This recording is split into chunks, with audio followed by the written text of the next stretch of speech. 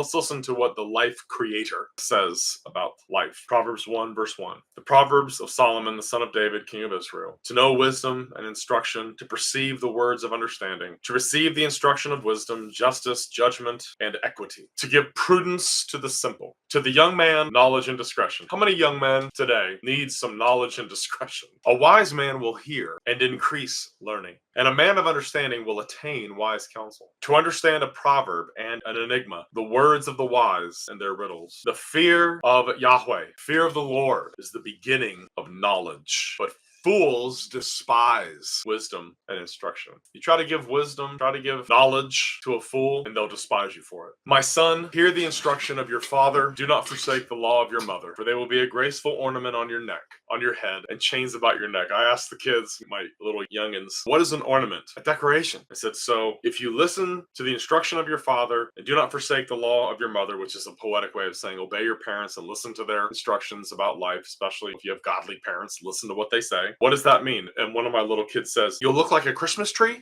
because you'll have ornaments all over you. So that was a good laugh. Chains about your neck, an ornament on your head. What does that mean? You want your life to go well? Listen to the wise. Don't listen to folly. Don't listen to the fools on TV. And then it goes into this fascinating discussion that I fear many of our politicians have done stuff like this. And these are the kinds of people they surround themselves with. Proverbs 1 verse 10. My son, if sinners entice you, do not consent. If they say, come with us, let us lie in wait to shed blood. Let us lurk secretly for the innocent without cause. That's abortion, isn't it? Let's lurk secretly for the innocent without cause. Let's shed their blood and make money doing it. Let us swallow them alive like the grave and whole like those who go down to the pit. We shall find all kinds of precious possessions. We shall fill our houses with spoil. You hear what this is saying? Let's make ourselves fat. Let's make ourselves rich on the backs of the innocent. And isn't that what's happening today? Cast in your lot among us. Let us all have one purse. My son, do not walk in the way with them.